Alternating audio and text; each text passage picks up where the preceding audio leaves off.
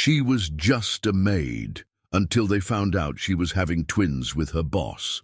Hello, let's start another beautiful story. Welcome to my channel. Don't forget to like the video and subscribe to the channel. Let's go. The Campbell mansion loomed against the darkening October sky. Its Victorian architecture a stark reminder of the social divide between those who lived upstairs and those who served below. Emma Harris pulled her worn jacket tighter around her shoulders as she made her way up the servants' entrance, her footsteps quiet against the polished marble floor. After 3 years of working here, she had perfected the art of being invisible. The mansion's kitchen hummed with activity as the staff prepared for another one of the Campbells' lavish dinner parties. Emma slipped past the bustling cooks and maids, her mind already running through her evening tasks.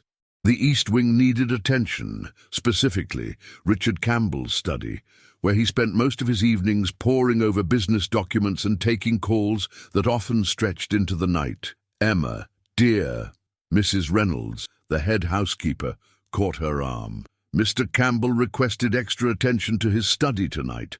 The board meeting didn't go well, and you know how he gets. The older woman's eyes held a mixture of concern and warning.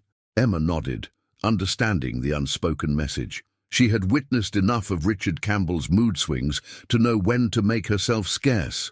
At 38, he was one of Boston's most influential CEOs, known as much for his ruthless business acumen as for his cold demeanor. The staff called him the Ice King behind his back, not that he would care if he knew.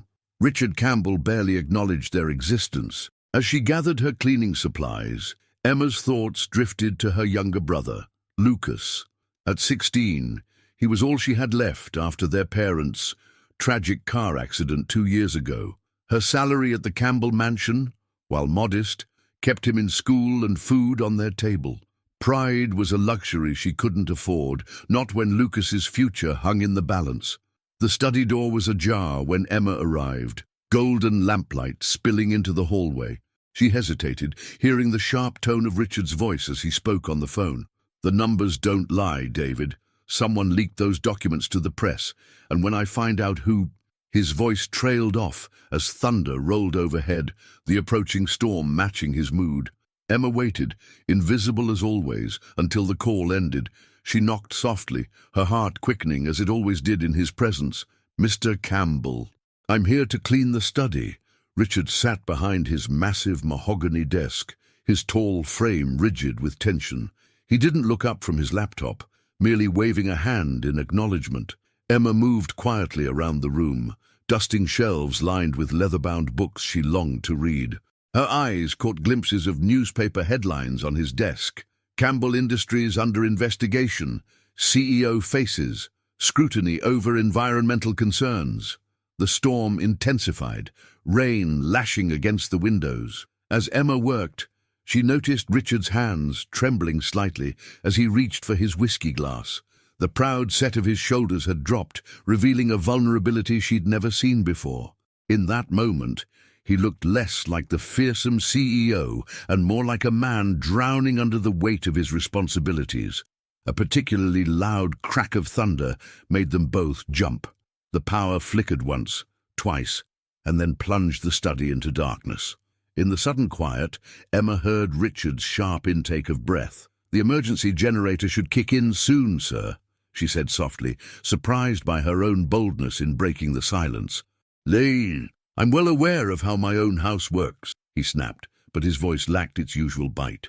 Lightning illuminated the room for a brief moment, and Emma caught a glimpse of his face, drawn, tired, and something else she couldn't quite name. Without thinking, Emma moved to the fireplace. She had grown up in a home where winter meant huddling around the hearth, finding comfort in the dancing flame. Her fingers found the matches in the darkness, and soon a warm glow filled the room.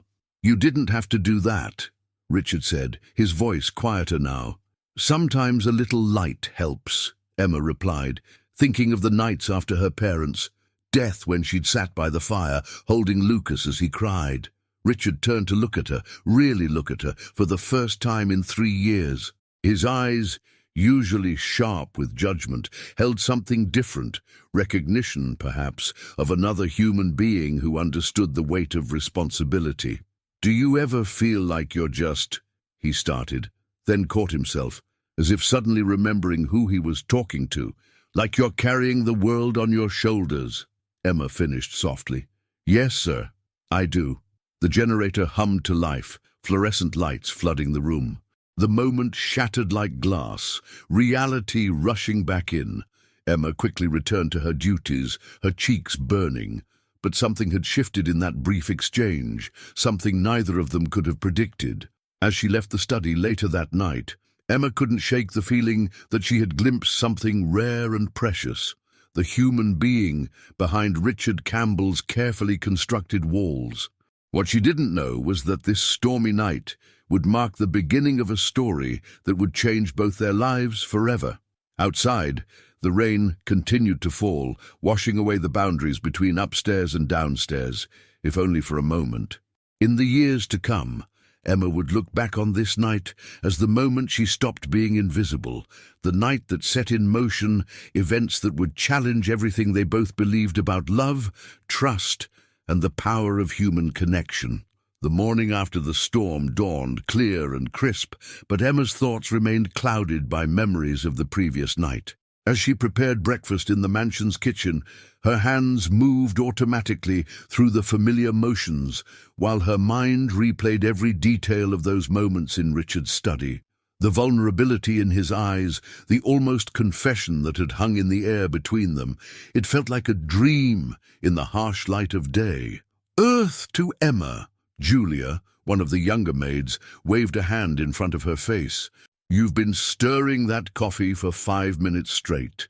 She lowered her voice to a whisper. "Is it true what Mrs. Reynolds said about Mr. Campbell actually speaking to you last night?" Emma felt heat rise to her cheeks. He was just being polite during the power outage, nothing more. But when she carried the breakfast tray to Richard's study, her heart betrayed her with its quickened pace. She knocked softly, balancing the tray with practiced ease. "And do come in." His voice was clipped, professional, exactly what she should have expected. Richard stood by the window, his tall frame silhouetted against the morning light. He wore a charcoal suit that probably cost more than she made in 3 months. His appearance as impeccable as ever. Yet Emma noticed the slight shadows under his eyes, the tension in his jaw that spoke of a sleepless night. "Your breakfast, Mr. Campbell." She set the tray on his desk, careful not to disturb the scattered newspapers. Fresh headlines screamed about Campbell Industries, stock prices plummeting. "Thank you." He hesitated, and Emma realized with a start that he was searching for her name. "Emma," she supplied, trying to ignore the twinge of disappointment. Of course he wouldn't remember. One moment of connection didn't erase years of social hierarchy. "Emma." He said her name slowly, as if testing how it felt on his tongue. "About last night. The generator has been checked, sir. It shouldn't fail again." She gave him an easy exit from what was clearly an uncomfortable situation. Something flickered across his face. Frustration, regret. "That's not what I meant." He moved closer, close enough that she could smell his expensive cologne. "You showed kindness when you could have simply done your job and left. That matters." Emma's breath caught in her throat. "Anyone would have done the same." "No," Richard said quietly. "They wouldn't have." He ran a hand through his dark hair, a rare gesture of uncertainty. "The board meeting this morning? I don't suppose you'd have any coffee left in that pot?" It was such an ordinary request, yet it felt monumental. Emma poured him a cup, noting how his fingers brushed hers as he took it. The touch sent electricity through her veins. "The newspapers make it look worse than it is," he said, gesturing to the headlines. "A disgruntled employee leaked partial data about our environmental impact studies. Without context, it paints a damning picture." Emma found herself speaking before she could stop herself. "Sometimes context is everything. Like that community garden project your company funded last spring. The papers barely mentioned it, but it changed lives in my neighborhood. Lucas, my brother, he volunteers there every weekend." Richard's eyes sharpened with interest. "You live in Brighton, near the Harrison Street project?" Yes, it's not much, but it's home. Emma straightened some papers on his desk, needing to keep her hands busy. The garden gives people hope, something to be proud of. That matters more than flashy headlines. A ghost of a smile touched Richard's lips. Hope, he repeated softly. Sometimes I forget what that feels like. The intimacy of the moment scared Emma. She took a step back, remembering who they were. Employer and employee, separated by worlds of wealth and status. Will that be all, Mr. Campbell?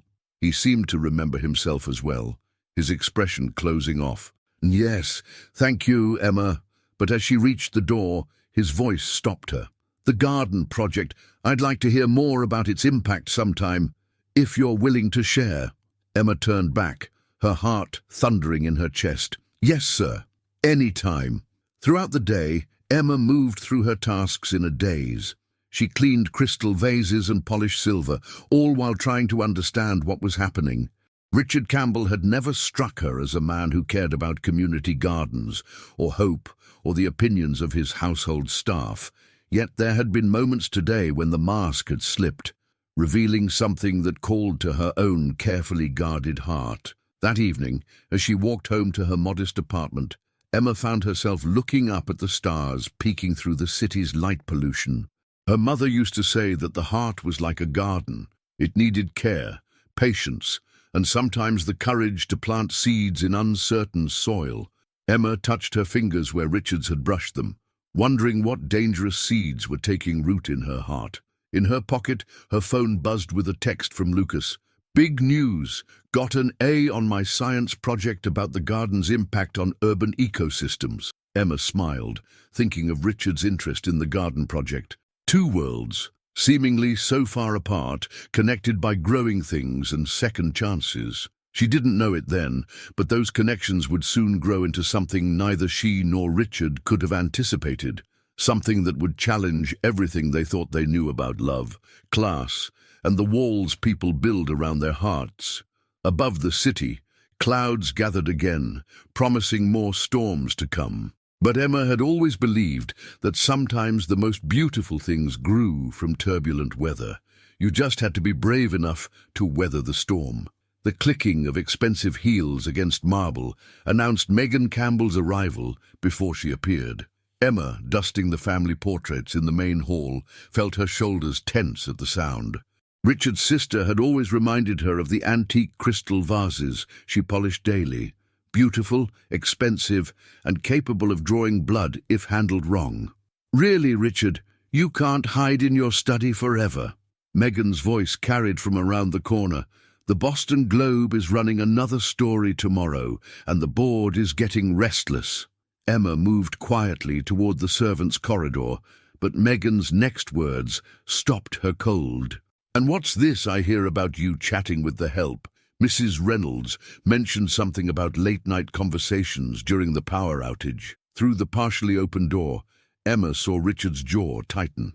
Since when do you concern yourself with how I interact with my staff? Since your judgment seems to be slipping. Megan adjusted her pearl necklace, a nervous habit Emma had noticed over the years. First the environmental scandal, now this.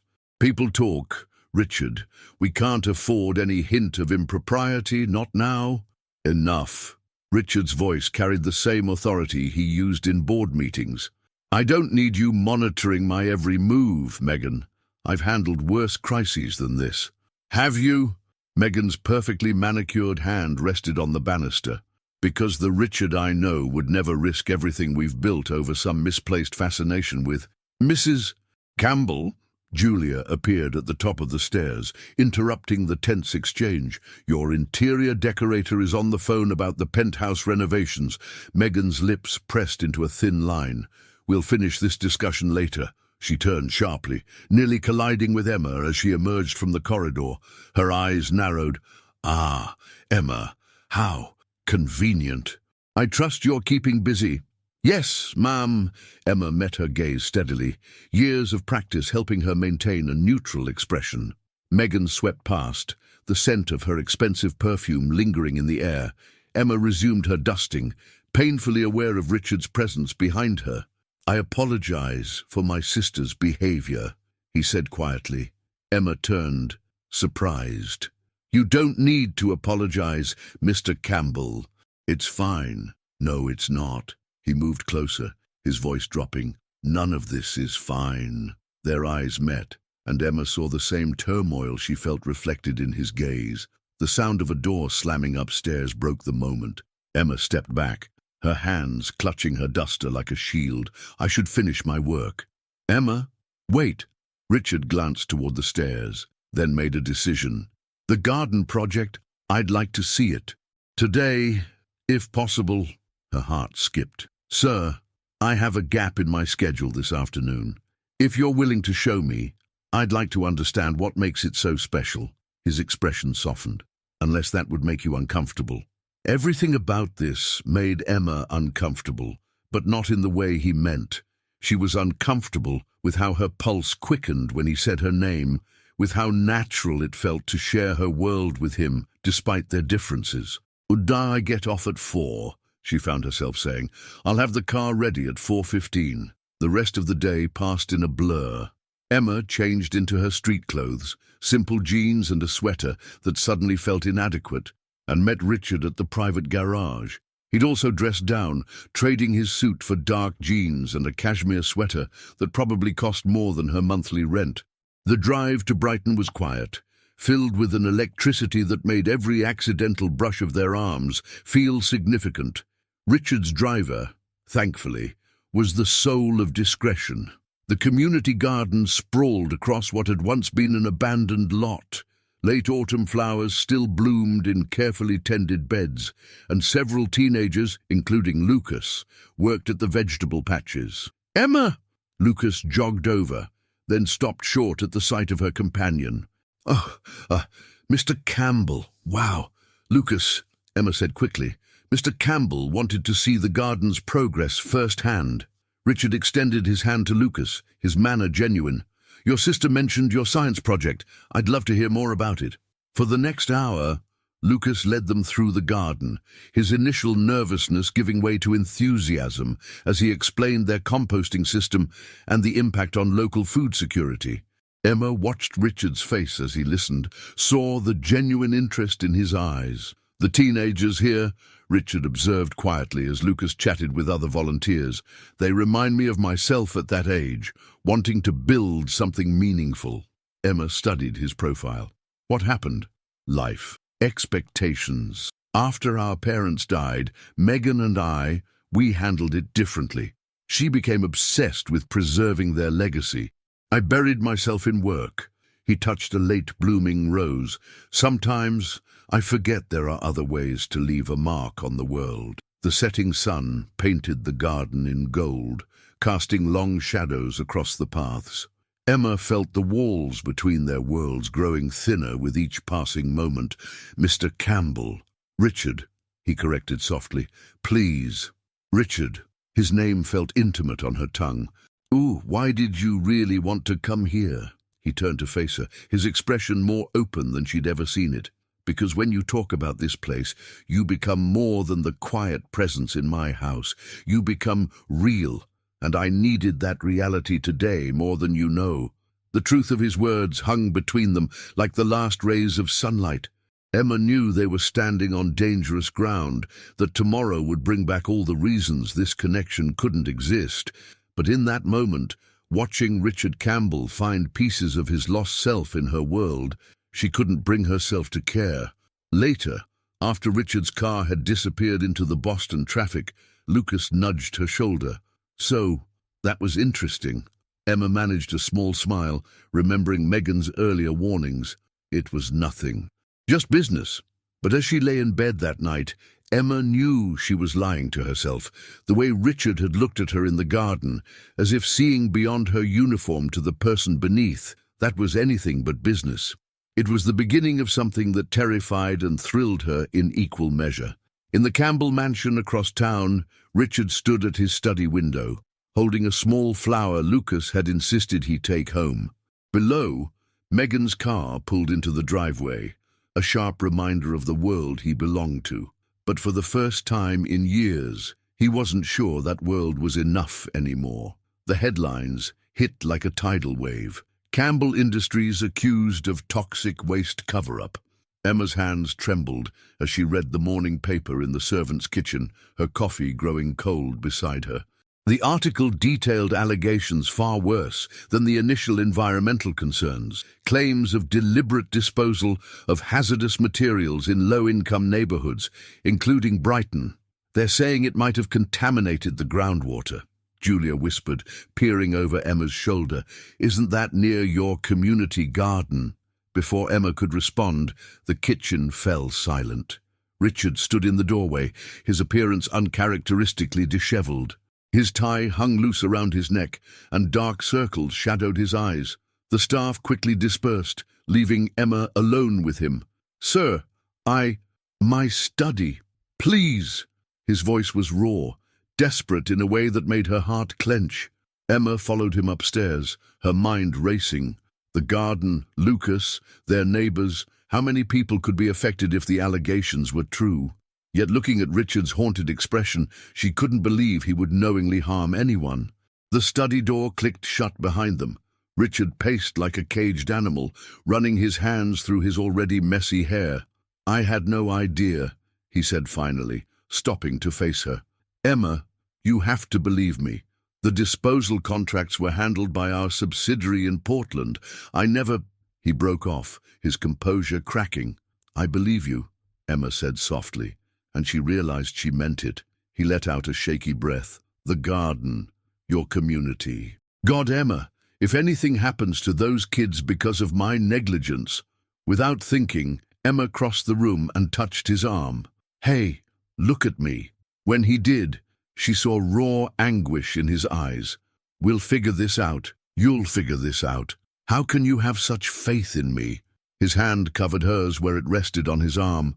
"After everything your community has suffered because of people like me, because I've seen who you really are. At the garden, with Lucas, that man wouldn't deliberately harm anyone." Richard's fingers tightened around hers. They stood too close now, the morning sunlight streaming through the windows, illuminating the flecks of gold in his brown eyes. Emma knew she should step back, maintain the professional distance that kept her world safe and orderly. Instead, she found herself swaying slightly forward. "Emma," he breathed, and it sounded like a prayer. The study door burst open. They jumped apart as Megan swept in, her face tight with fury. "Richard, the board is demanding an emergency meeting," and she stopped short, taking in the scene before her. Her eyes narrowed dangerously. "What's going on here?" "Emma was just bringing me the morning papers," Richard said smoothly, but Emma noticed his hands were shaking. "Of course she was." Megan's smile didn't reach her eyes. "That will be all, Emma. I need to speak with my brother. Alone." Emma moved toward the door, her cheeks burning. Behind her, she heard Megan's voice drop to a harsh whisper. "Have you completely lost your mind? With everything that's happening—" She closed the door, but couldn't make herself walk away. Through the heavy wood, their voices carried faintly. "She's a distraction you can't afford right now," Megan was saying. "The board is talking about forcing you out.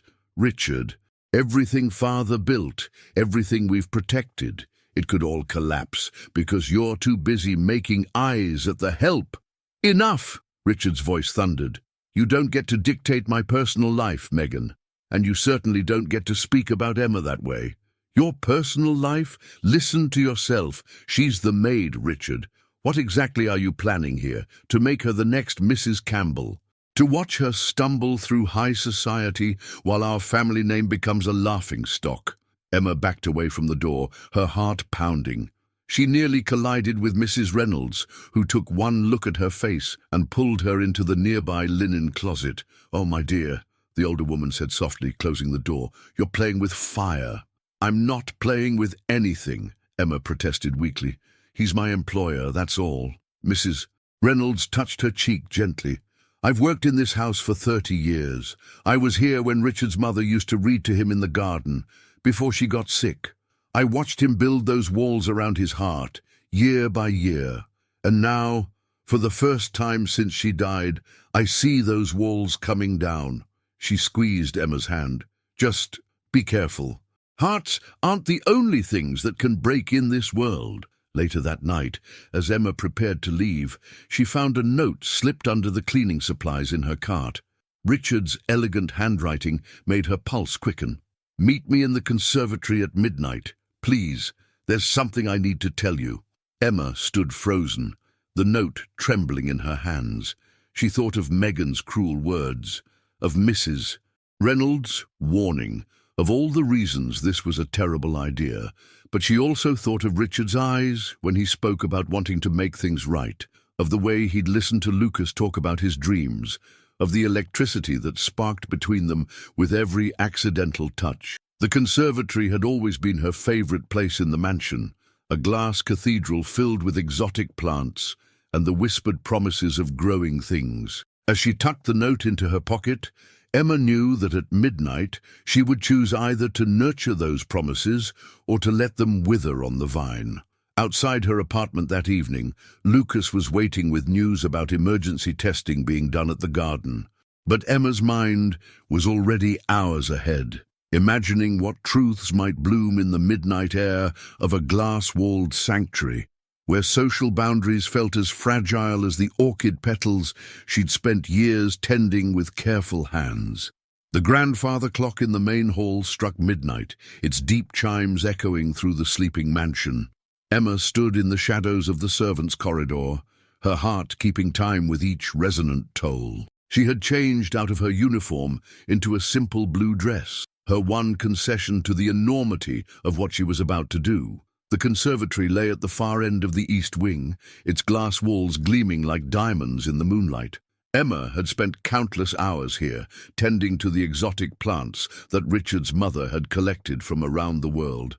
Tonight, the air felt different, charged with possibility and danger in equal measure.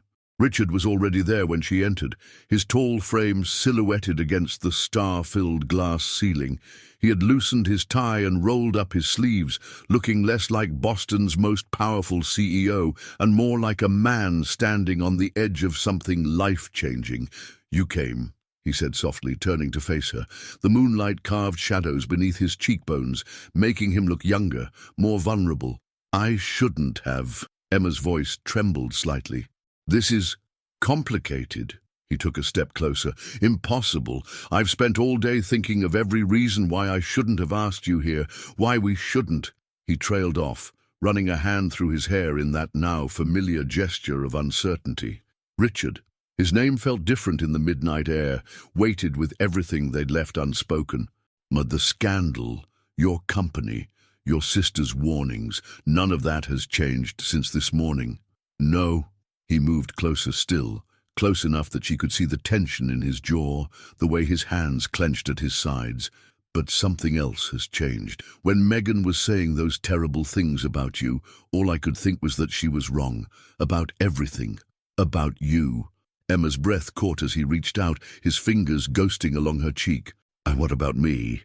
You're the most real thing in my life right now." His voice was rough with emotion. "When everything else is falling apart, the company, my reputation, the legacy I thought I had to protect, you're the only thing that makes sense. The only person who sees me, not just the name or the position or the responsibility. I'm still your employee," Emma whispered, even as she leaned into his touch. "This could ruin everything, your life, my job, Lucas's future." "I know." Richard's forehead touched hers, and Emma closed her eyes against the wave of feeling that threatened to overwhelm her. "God, Emma, I know, but I can't keep pretending that what I feel for you is nothing. Not anymore." The night air filled with the sweet scent of night-blooming jasmine, a plant Emma had nursed back from the brink of death last winter. Its delicate white flowers seemed to glow in the moonlight, witnesses to this moment of truth between two people from different worlds. "The board meeting today," Richard continued, his breath warm against her skin. "They wanted me to sign off on a settlement, admit partial guilt, pay the fines, sweep it all under the rug. But all I could think about was your garden, your community, about doing what's right instead of what's easy." Emma pulled back slightly to look at him. "What did you do?" "I ordered a full investigation." Independent auditors, environmental experts, everything transparent and public. Megan thinks I'm committing corporate suicide, but he cupped her face in his hands. And I want to be someone worthy of your faith in me. The words hung between them, like the delicate orchids overhead, beautiful and fragile, and impossible to ignore. Emma knew she should leave, should protect herself from the heartbreak that seemed inevitable. Instead, she found herself rising on her tiptoes, one hand curling into the fabric of his shirt. "I'm scared," she admitted. "So am I." His thumb traced her lower lip. But I'm more scared of never knowing what this could be." When their lips finally met, it felt like coming home and stepping off a cliff all at once. Richard's arms wrapped around her waist, pulling her closer as the kiss deepened. Emma's fingers threaded through his hair, her body melting into his with a rightness that defied every boundary between them. A distant door closed somewhere in the mansion, the sound shattering their private world. They broke apart, breathing heavily, reality crashing back in with the reminder of where they were. "This has to stay secret," Emma said, her lips still tingling from his kiss. "No one can know. Not yet." Richard nodded, though she could see the protest in his eyes. "I hate having to hide how I feel about you, but you're right. Until the scandal is resolved, until I can protect you properly, I should go." Emma stepped back, straightening her dress. "In the morning, staff will be here in a few hours." "Emma," Richard caught her hand before she could leave. "I meant what I said, about being worthy of your faith. I'm going to fix this, all of it. I promise." She squeezed his hand once before letting go. "I believe you." The walk back to her apartment felt dreamlike, the city streets quiet under a canopy of stars. Emma touched her lips, still feeling the ghost of Richard's kiss. In her chest, hope and fear tangled like the vines in the conservatory, growing stronger with each beat of her heart. What she didn't know, couldn't know, was that across town, Megan Campbell sat in her penthouse office, scrolling through security camera footage of the mansion's east wing, her perfectly manicured nails tapped against her desk as she watched two figures meet in the moonlit conservatory, their shadows merging into one. "Oh, Richard," she murmured, reaching for her phone. "What have you done?" 2 weeks had passed since the night in the conservatory, and Emma felt as though she was living in two separate realities. By day, she maintained her role as the invisible maid, dusting portraits and polishing silver with practiced efficiency. But in stolen moments, a brush of hands as she served coffee, meaningful glances across crowded rooms, midnight meetings in the conservatory, she was a woman falling deeply in love with Richard Campbell. Today, she moved through the mansion's halls with particular care. Megan had taken to appearing unexpectedly, her sharp eyes following Emma's every movement. Even now, Emma could feel her watching from the upper landing as she cleaned the grand staircase. "And the orchids in the conservatory are thriving," Megan commented, her voice carrying in the vast space. "Mother would have been pleased. She always said it took a special touch to make them bloom." Emma's hands stilled on the banister. Was there meaning hidden beneath those words? "Mrs. Campbell had excellent taste in plants, ma'am." Indeed, Megan descended the stairs, her heels clicking against marble. She also had excellent instincts about people, about who belonged in our world and who didn't. Before Emma could respond, the front door opened, bringing a blast of autumn air and Richard's commanding presence. He paused at the sight of them, his professional mask slipping for just a fraction of a second when his eyes met Emma's. "Megan," he nodded to his sister, "I thought you'd be at the foundation meeting. I rescheduled. We need to discuss the latest development in the investigation."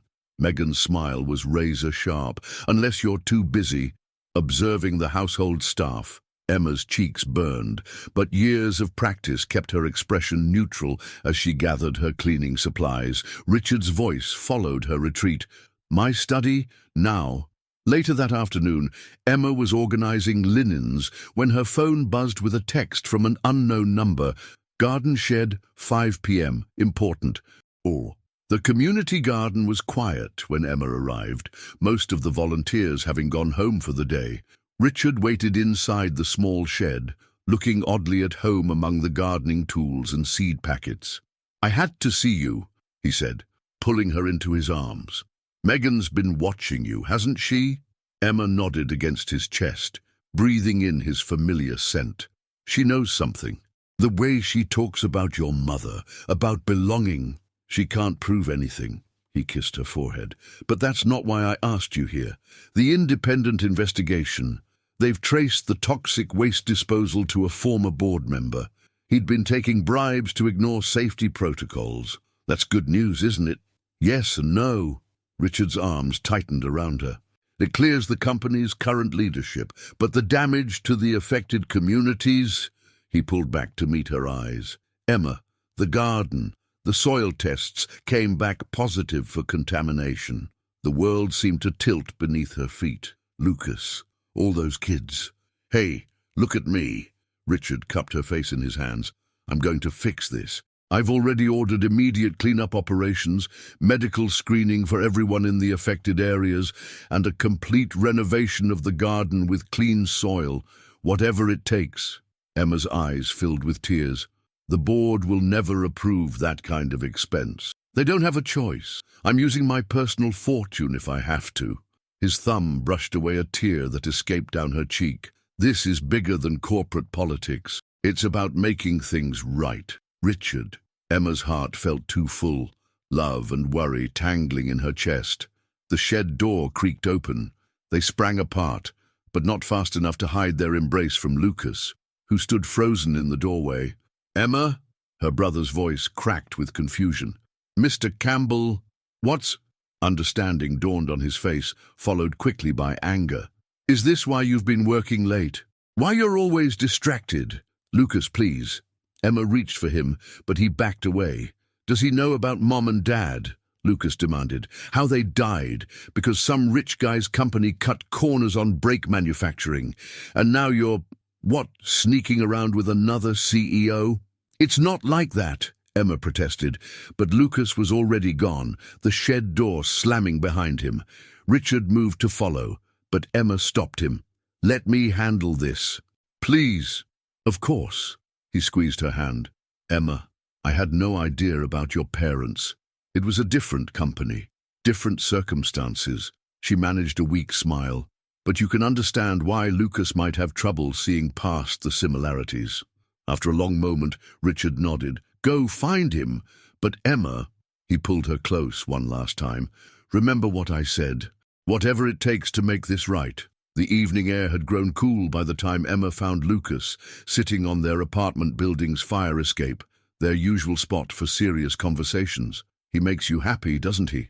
Lucas asked quietly, not looking at her. "Yes." Emma settled beside him. "But you and this family we've built, you'll always come first." Lucas was quiet for a long moment, watching the city lights flicker on. "And the garden was Mom's idea, you know, after the accident, and when I was so angry. She always said growing things could heal broken places." Emma's throat tightened. She was right. "Yeah." Lucas finally turned to her. "Just be careful, okay? Rich people like the Campbells, they live in a different world." "I know." Emma wrapped an arm around his shoulders. "But sometimes different worlds can come together and make something beautiful. Like this garden." Back at the mansion, Megan sat in Richard's study, a manila folder open on her desk. Inside lay photographs. Richard and Emma in the garden shed, their embrace caught in perfect clarity by a private investigator's long-range lens. "Oh, brother," she murmured, closing the folder, "you always did have Mother's romantic heart.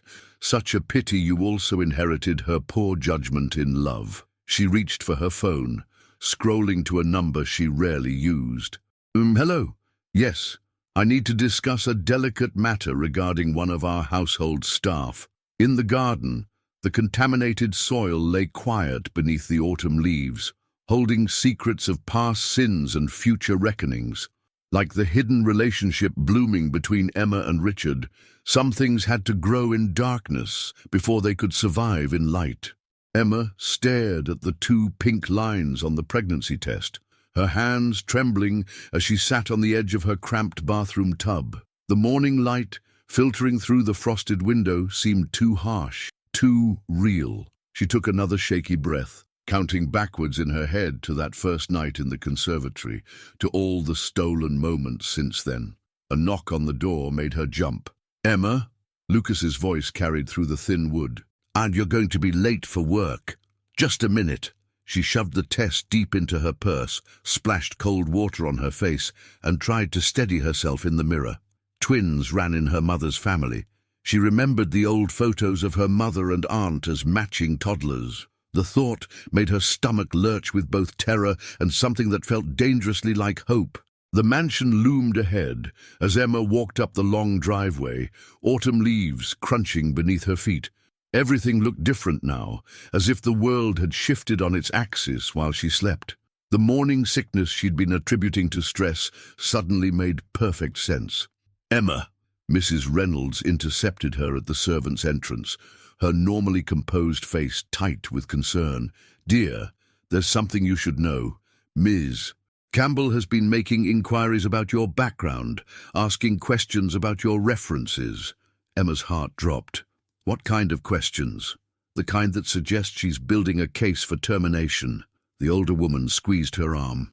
"Be careful today. She's on the warpath about something." The morning passed in a blur of anxiety and nausea. Emma moved through her tasks mechanically, her mind racing between the test in her purse and Megan's looming threat. She hadn't seen Richard in 3 days. He'd been in New York, dealing with shareholders worried about the cleanup costs. She was dusting the library when Megan's voice cut through her thoughts. "Emma, a word?" Megan sat behind the antique desk, a folder open before her. "Please, sit." Her smile didn't reach her eyes. "I've been reviewing the staff records, and I've noticed some irregularities in your employment history." Emma's hands twisted in her lap. "Ma'am, a 6-month gap between jobs, 3 years ago." Megan's perfectly manicured nail tapped the paper. "Care to explain?" "My parents' accident," Emma said quietly. "I took time off to care for Lucas, to handle the legal matters." "Ah, yes, the accident." Megan's voice dripped with false sympathy. "Tragic, really. A manufacturing defect, wasn't it? Tell me, does my brother know about your history with corporate negligence cases?" Emma's blood ran cold. "That has nothing to do with my work here, doesn't it?" Megan leaned forward. "Because from where I'm sitting, it looks like you might have an agenda. A vulnerable CEO, a sympathetic story, a convenient romance." "That's not—" Emma started, but nausea suddenly overwhelmed her.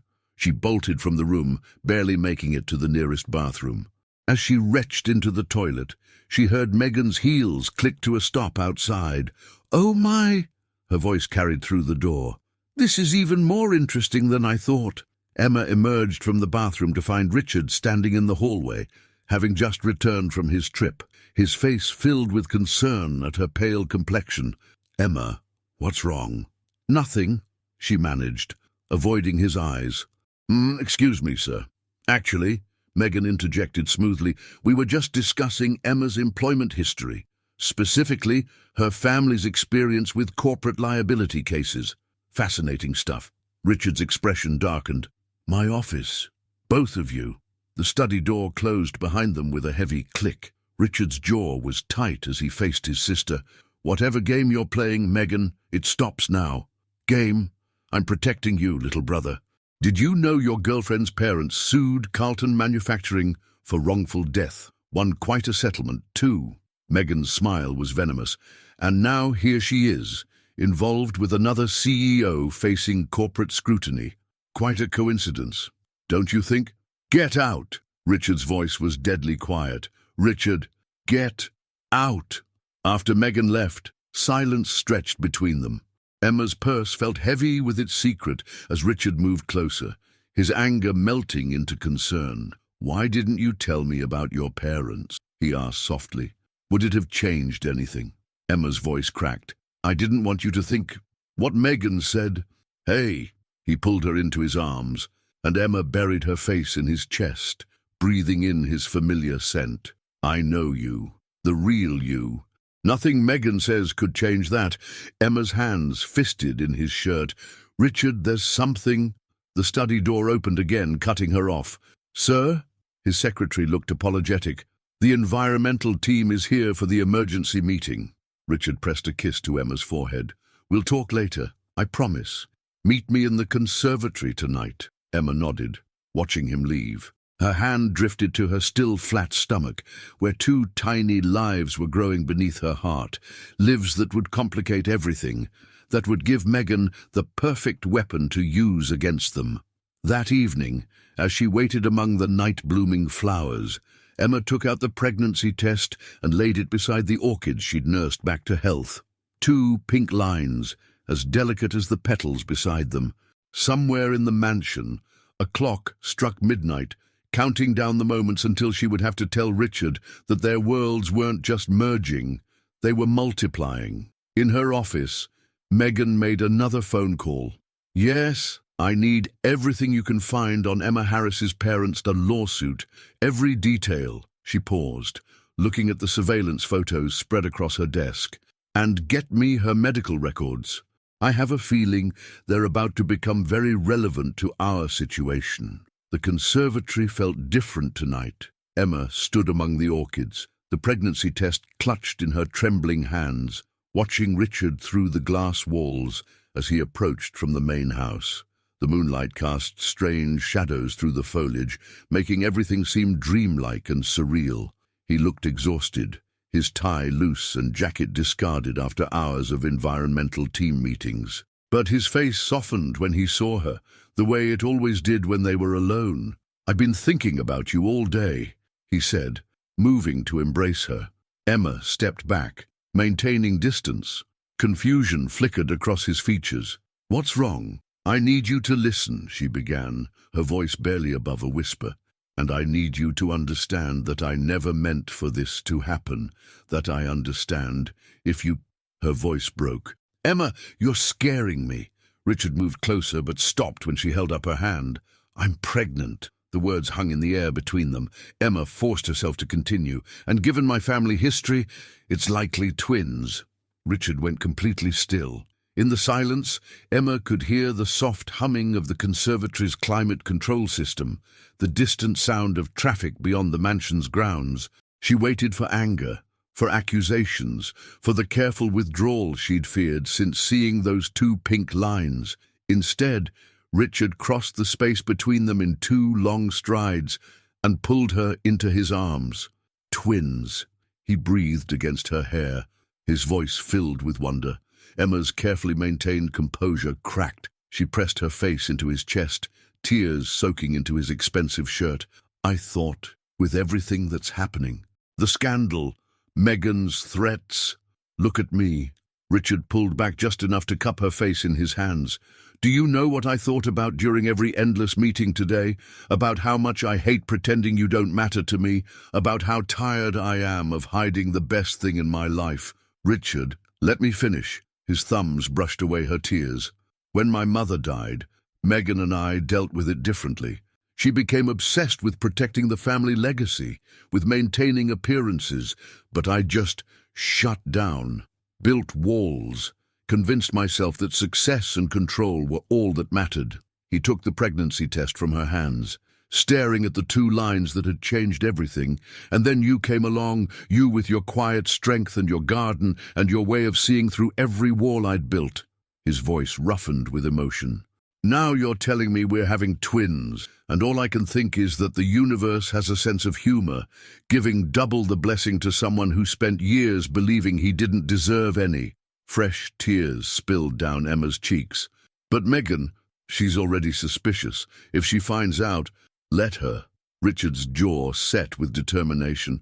"I'm done letting my sister's obsession with appearances dictate my life. These are our children, Emma. Our family." The word family hit Emma like a physical force. "Lucas," she whispered, "he still hasn't forgiven me for getting involved with you. When he finds out, then we'll face that together too." Richard's hand drifted to her stomach, still flat beneath her simple dress. "All of it. The board, the press, my sister, your brother. None of them get to decide our story." A noise from the mansion made them both freeze. Through the glass walls, they saw Megan's silhouette in a distant window. phone pressed to her ear as she paced. "She's been investigating my past," Emma said quietly. "The lawsuit over my parents' death. She thinks I'm trying to trap you, to get revenge on another CEO." Richard's arms tightened around her. "Then she doesn't know you at all." He was quiet for a moment, thinking, "The cleanup project at the garden, what if we use that?" "What do you mean?" "A press conference. Announce the full scope of the rehabilitation project. Make it clear that Campbell Industries is taking full responsibility for the environmental damage." His eyes lit with purpose. "And then, before anyone else can control the narrative, we announce us. The pregnancy. Everything." Emma's heart raced. "You want to go public?" "I want to stop hiding. I want our children to be born into truth, not secrets." He touched her cheek gently. "But only if you're ready. Only if—" The conservatory door opened. They turned to find Mrs. Reynolds standing there, her face grave. "I'm sorry to interrupt, but—" "Emma, it's Lucas. There's been an accident at the garden, some of the equipment being used for soil testing. He's at Boston General." The world tilted. Emma swayed on her feet, Richard's arms the only thing keeping her upright.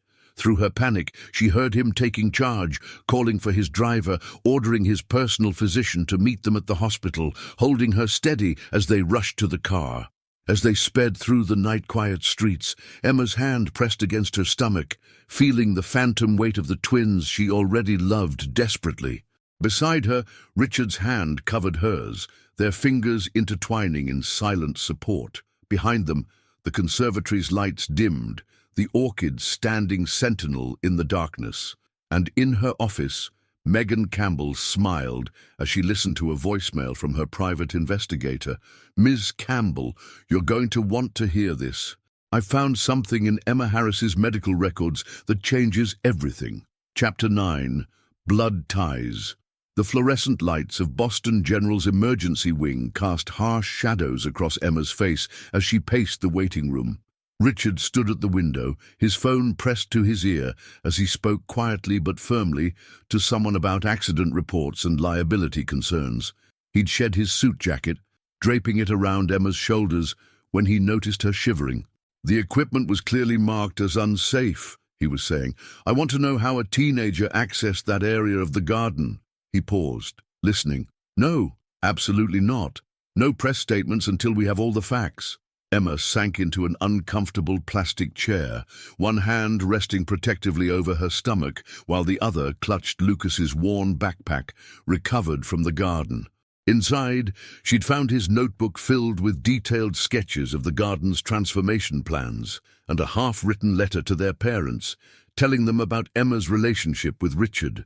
"Family of Lucas Harris." Emma shot to her feet as a doctor approached. Richard was instantly at her side, his hand steady against her back. "He's got a concussion and a broken arm," the doctor explained. "The safety harness caught him when the scaffolding collapsed, which prevented more serious injuries. He's asking for you." Relief made Emma's knees weak.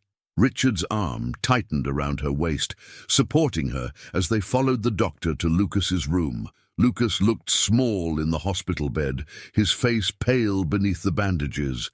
His eyes widened slightly at seeing Richard there, but focused on Emma. "I'm sorry," he said immediately. "I shouldn't have been up there. I just wanted to see what they were doing with the soil samples." Emma rushed to his side, careful of the IV lines as she hugged him. "You scared me to death." "The garden," Lucas said suddenly, trying to sit up. "All my research data was in my backpack." "It's safe," Richard spoke up, stepping forward. "And Lucas, I promise you'll have full access to all the environmental testing data, properly supervised next time." Lucas studied Richard for a long moment. "You really care about fixing it, don't you? The garden, the contamination. It's not just about avoiding lawsuits." "No, it's not." Richard moved closer, his expression serious. "Your sister taught me something important about legacy. It's not about maintaining appearances or protecting profit margins. It's about doing what's right, even when it's difficult." A nurse appeared in the doorway. "Ms. Harris, there's someone insisting on speaking with you." "A Ms. Campbell?" Emma felt Richard tense beside her. "I'll handle Megan," he said quietly. "No." Emma squared her shoulders. "She's my problem too now." In the hospital corridor, Megan waited with a manila envelope clutched in her manicured hands. Her designer outfit looked out of place among the medical staff and worried families. "Quite a dramatic evening," she said smoothly. "I do hope the boy will be all right. Hospital bills can be so overwhelming for someone of your means. What do you want, Megan?" Emma was too exhausted for games. "To protect my family." Megan opened the envelope, removing a document. "Did you know that medical records can reveal such interesting patterns? For instance, a series of fertility treatments 3 years ago, just before you started working at the mansion. Treatments paid for by a rather generous settlement from Carlton Manufacturing." Emma's blood ran cold. Richard, who had followed her out despite her protests, went very still beside her. "Of course, the treatments were unsuccessful," Megan continued. "The doctors were quite clear about your chances of natural conception being virtually impossible." Her smile was razor-sharp. "So you can imagine my surprise at hearing rumors about a pregnancy." "Enough." Richard's voice cut through the air like steel. "Oh, I'm not finished." Megan pulled out another paper. Because here's where it gets interesting. 2 months before you started working for us, you had a final consultation with Dr. Alexandra West, one of the country's leading experts in high-risk pregnancies and fertility treatments. And wouldn't you know it, Dr. West just happens to be treating the wife of James Morton, the board member responsible for our toxic waste scandal. The floor seemed to sway beneath Emma's feet. "You think I'm, what? Part of some elaborate revenge plot? The evidence is compelling. A woman who supposedly can't conceive naturally, with a personal vendetta against corporate negligence, suddenly pregnant by another CEO facing scandal." Megan's voice dripped with false concern. "The board will have a field day with this, and the press, they'll tear you apart." "The twins are mine." Richard's voice was quiet, but absolute. "Are you sure about that, brother? Sure enough to risk everything? Your company, your reputation, our family's legacy, on blind faith?" Emma felt the world closing in, her vision blurring at the edges. The babies seemed to flutter inside her, as if responding to her distress. Or was that just her imagination, like so many other phantom pregnancies during her years of trying? "Emma." Richard's voice seemed to come from far away. "Emma." The last thing she saw before darkness took her was Richard's face, etched with concern, and Megan's satisfied smile as she slipped the medical records back into their envelope. She woke to the steady beep of a heart monitor and Richard's warm hand holding hers. She was in a hospital bed, an IV in her arm, and a fetal monitor strapped across her belly. "The twins are fine," Richard said before she could ask, his voice rough with emotion. "2 strong heartbeats, both of them. The doctor says it's stress and low blood pressure. You need rest." "Richard, what Megan said about the fertility treatments."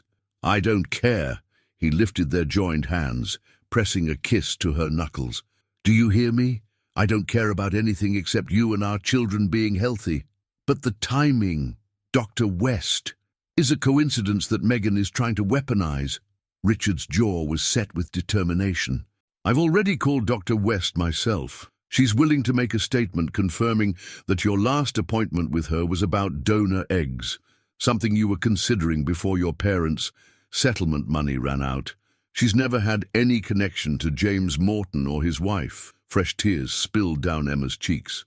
"I should have told you about the treatments, about why the doctors said I'd never—" "Shh." Richard perched carefully on the edge of her bed. "You've been given 2 miracles, 3, counting Lucas's near miss tonight. Let's focus on that." Through the hospital room window, Emma could see Megan still in the corridor, now on her phone. "She won't stop, will she?" "No." Richard's expression hardened as he watched his sister. "But neither will I. I meant what I said about going public, about facing everything together. The question is, do you trust me enough to take that leap?" Emma thought about Lucas in his hospital bed, about the twins defying medical odds to exist, about Richard choosing love over legacy. "Yes," she whispered, "I trust you." What they couldn't see was Megan in the hallway, listening to another voicemail from her investigator. "Miss Campbell, there's more. I found something in the Carlton manufacturing case files. Something about Emma Harris's mother that changes everything. Call me back immediately." The morning of the press conference dawned clear and cold. Emma stood in front of her bathroom mirror, studying her reflection as she smoothed down the navy blue dress Richard had sent over. Designer, but understated. At 4 months pregnant, her belly was just beginning to show, a gentle curve that made everything feel more real. Her phone buzzed with a text from Lucas. "Ready when you are, sis." After 3 days in the hospital, Lucas had become Richard's unexpected ally, impressed by how the CEO had handled the accident investigation and his genuine commitment to the garden's restoration. Now, her brother was determined to stand beside her as they faced the public. A knock at her apartment door made her heart skip. But instead of Richard, she found Megan Campbell standing in her hallway, impeccable in a cream-colored suit. "We need to talk," Megan said, holding up a thick file folder. "About Catherine Williams." Emma frowned. "My mother's maiden name? What about it?" "May I come in? This isn't a conversation for hallways." Against her better judgment, Emma stepped aside. Megan surveyed the small apartment with calculating eyes before settling onto the worn sofa. "And did you know your mother worked for Campbell Industries in the early 90s? Megan opened the folder, removing a staff photo. "She was one of our most promising young executives." Emma's hands trembled as she took the photo. There was her mother, younger than Emma had ever seen her, standing proudly in front of the Campbell Industries logo. "That's impossible. Mom was a teacher. She became a teacher after leaving the company." Megan's voice softened slightly. After leaving Richard's father, the world seemed to tilt on its axis. "What are you saying?" "Catherine Williams and Alexander Campbell had an affair. When she became pregnant, he paid her to disappear, to build a new life far from Boston. She married James Harris, took his name, and raised you believing he was your father." Megan placed a DNA test report on the coffee table. "You're Richard's half-sister, Emma. And you're carrying your own brother's children." Emma's legs gave out. She sank onto the couch, her mind refusing to process the horror of what she was hearing. "No, you're lying." "I wish I was." Megan actually sounded sincere. "When I started investigating your background, I never expected to find this, but the timing fits. The DNA test confirms it, and your mother's signature is on all the legal documents. Does Richard know?" "Not yet. I came to you first." Megan leaned forward. "The press conference is in 3 hours. If you truly care for Richard, you'll end this now, quietly. I can arrange for you to disappear just like your mother did. A fresh start, generous compensation, the best medical care for the babies. Get out." Emma's voice was steel. "Emma, get out." After Megan left, Emma sat motionless, staring at the photo of her mother. The mother who had taught her about gardens and healing and truth, who had kept this devastating secret her entire life. Her phone buzzed repeatedly. Richard, Lucas, Mrs. Reynolds. She ignored them all. Finally, she forced herself to move. She had to know. In her bedroom closet, she found the old box of her mother's things, untouched since the accident. Inside, beneath photos and letters, she found a sealed envelope addressed to her in her mother's handwriting. "Open when you need answers." With shaking hands, Emma tore it open. "My dearest Emma, if you're reading this, you've somehow discovered the truth about Alexander Campbell. But what you need to know, what I pray you'll understand, is that the DNA test he insisted on came back negative. You were James Harris's daughter, through and through. The timing of my pregnancy, the affair, it was all a coincidence that Alexander's guilt and paranoia twisted into something ugly. I left Campbell Industries because I couldn't bear the weight of suspicion and whispers, not because of any payoff. I left because I met your father, my James, and he showed me what real love looked like. He chose us, Emma. He chose you, even when I told him everything. The money from Alexander was returned, every penny. I have the records to prove it. I became a teacher because it was my dream, not my consolation prize. And I never told you any of this because it didn't matter. James Harris was your father in every way that counted. I'm writing this letter because I know the Campbells. If the truth about the affair ever surfaces, they'll try to twist it, to use it as a weapon. Don't let them rewrite our history. Don't let them make you doubt who you are. You are Emma Harris, daughter of James and Catherine Harris, and you are loved. Always, Mom. Emma pressed the letter to her chest, tears streaming down her face.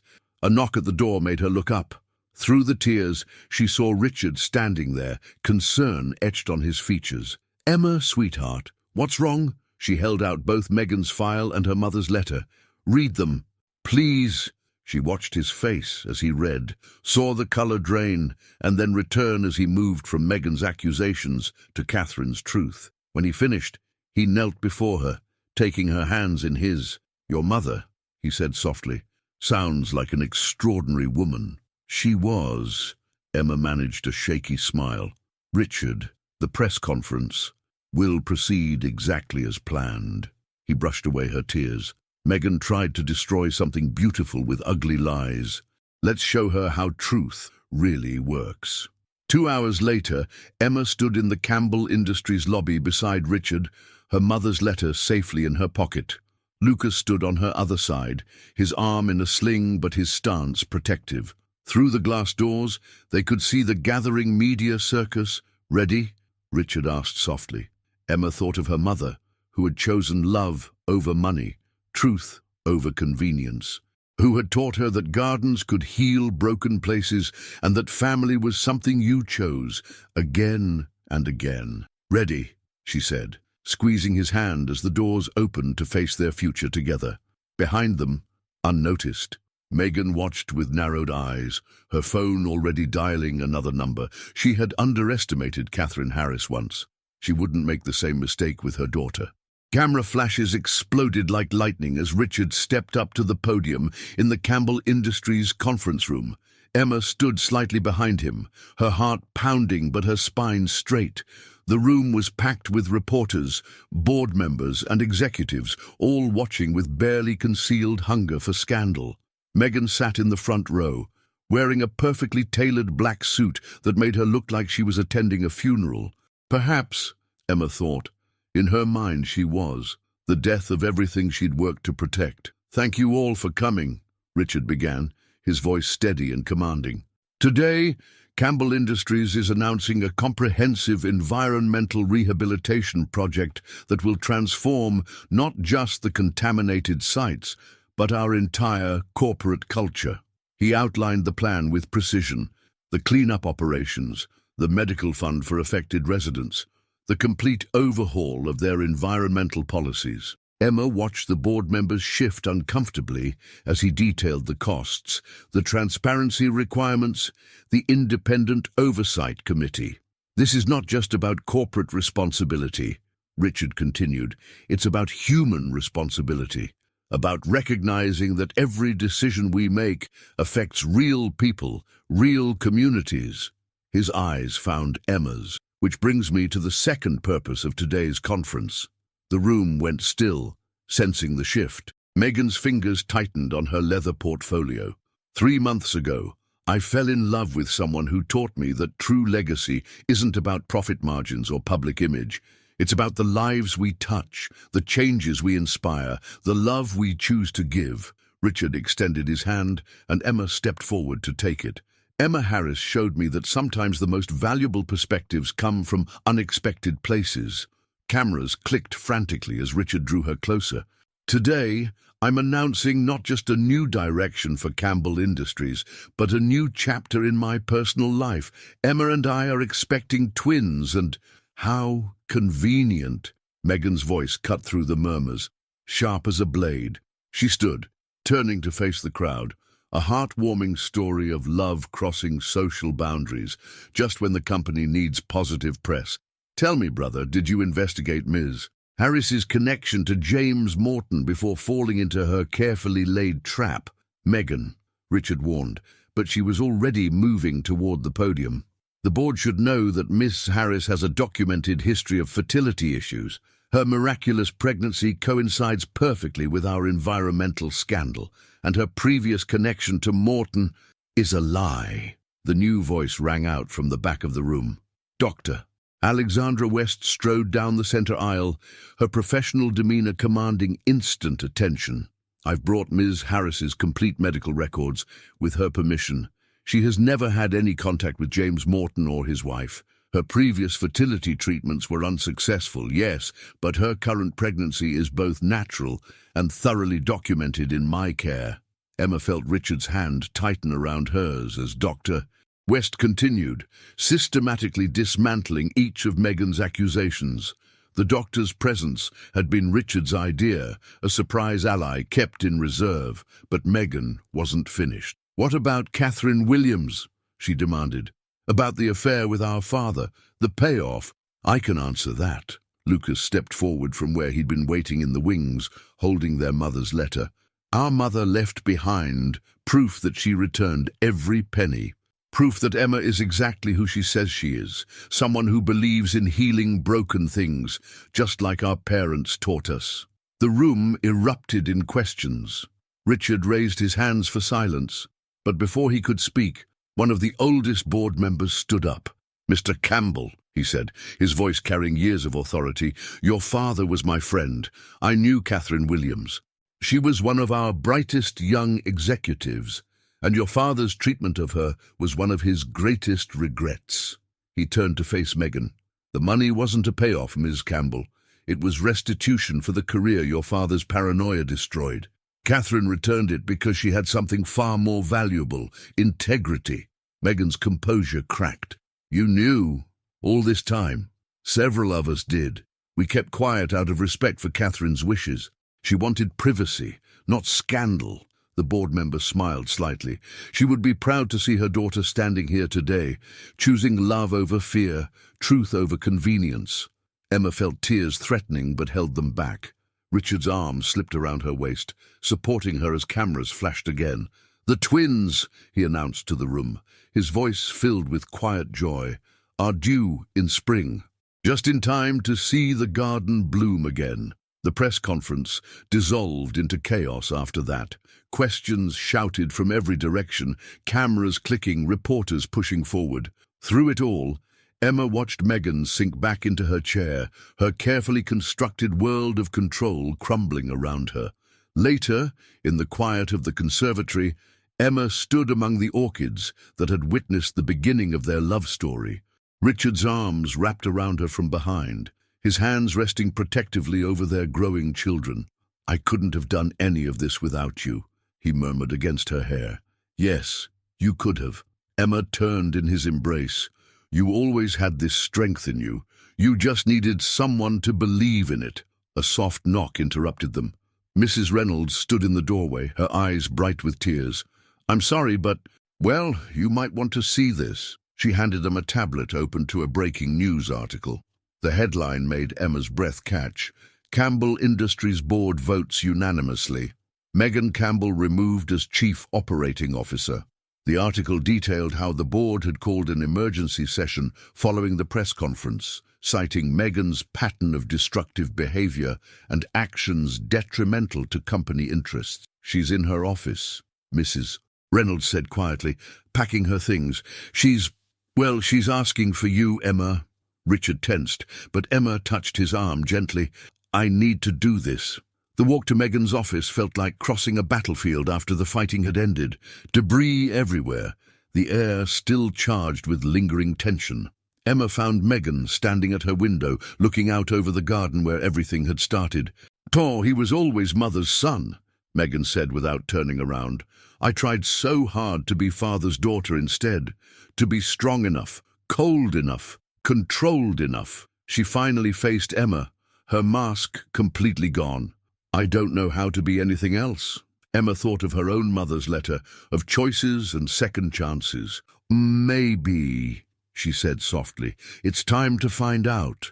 Spring painted the garden in vibrant colors as Emma waddled between the newly planted beds, one hand supporting her very pregnant belly while the other traced the fresh growth. The contaminated soil had been completely replaced, the old structures torn down and rebuilt. Like everything else in her life, the garden had been transformed, not erased, but renewed. "Should you be on your feet?"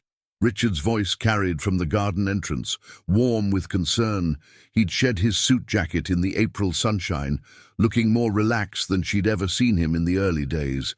"The doctor said, 'Walking is good for me.'" Emma smiled as he joined her, his hand automatically finding its place beside hers on her belly. Besides, I wanted to see the new plantings before—" She broke off with a small gasp as one of the twins kicked particularly hard. "Before these two make their appearance," Richard finished, grinning as he felt the movement. "Any day now, according to Dr. West." They walked slowly through the paths, past groups of local teenagers working on their environmental science projects. Lucas, his arm long-healed, was leading a workshop on soil testing near the new greenhouse. He caught Emma's eye and waved, his smile bright and confident. "The board approved the expansion proposal," Richard said, guiding Emma to a shaded bench. 3 more community gardens in affected neighborhoods, all run as educational partnerships with local schools. Emma leaned against him, remembering the frightened, angry boy Lucas had been after their parents' death. Now he was preparing to start college in the fall, studying environmental science with a full scholarship from the Campbell Foundation. "Have you heard from Megan?" she asked softly. Richard was quiet for a moment. "She's still in Vermont. The therapy seems to be helping. She sent a gift for the twins, hand-knitted blankets. Can you imagine? Megan Campbell, knitting." Emma thought of their last conversation in Megan's office, of the broken woman beneath the perfect facade. Sometimes we have to lose everything to find out who we really are. Speaking of finding things, Richard helped her up, leading her toward the garden's center. "I have something to show you." In the heart of the garden, where the worst contamination had been, stood a new memorial. Emma's breath caught as she read the plaque. "The Catherine Harris Learning Center, where broken ground becomes fertile soil and new dreams take root." Richard, tears spilled down her cheeks. "Your mother understood something it took me years to learn," he said, holding her close. "That true strength isn't about control or appearances. It's about the courage to nurture growth, even in damaged places." A familiar voice called out behind them. "There you are, Mrs." Reynolds hurried down the path, her usual dignity forgotten in her excitement. "Dr. West is trying to reach you. Something about Emma's latest test results." Hours later, in a private room at Boston General, Emma gripped Richard's hand as Dr. West checked the fetal monitor. "Right on schedule," the doctor said warmly. "Your mother was a twin, wasn't she? Sometimes these things run in families." Emma nodded, thinking of the photograph she'd found in her mother's things, Catherine and her sister as babies, surrounded by love. Now, watching Richard pace anxiously and Lucas camp out in the waiting room with Mrs. Reynolds, she felt that same love multiplied. "Ready to be a father?" she asked Richard during a quiet moment between contractions. He kissed her forehead, his eyes suspiciously bright. "Ready to be a family." As the spring day faded into evening, the garden stood quiet under a soft rain. The newly planted seeds waited beneath the soil, ready to grow. And in a hospital room filled with joy and tears and wonder, 2 new lives entered the world. A boy and a girl, born under the same stars that had witnessed their parents' first real conversation. They named their daughter Catherine, for the mother who had taught Emma about courage and truth. Their son they named James, for the father who had chosen love over biology, who had shown them all that family was something you built with your heart. 1 month later, Emma sat in the garden's new nursery section, her babies sleeping peacefully in their double stroller. Richard had created this space specially, a shaded area where parents could tend the garden while keeping their children close. Already, other mothers from the community had begun gathering here, sharing stories and support. "Quite a change from serving coffee in the study," Mrs. Reynolds remarked, settling beside her with maternal pride. Emma watched Richard across the garden, demonstrating proper planting techniques to a group of local children.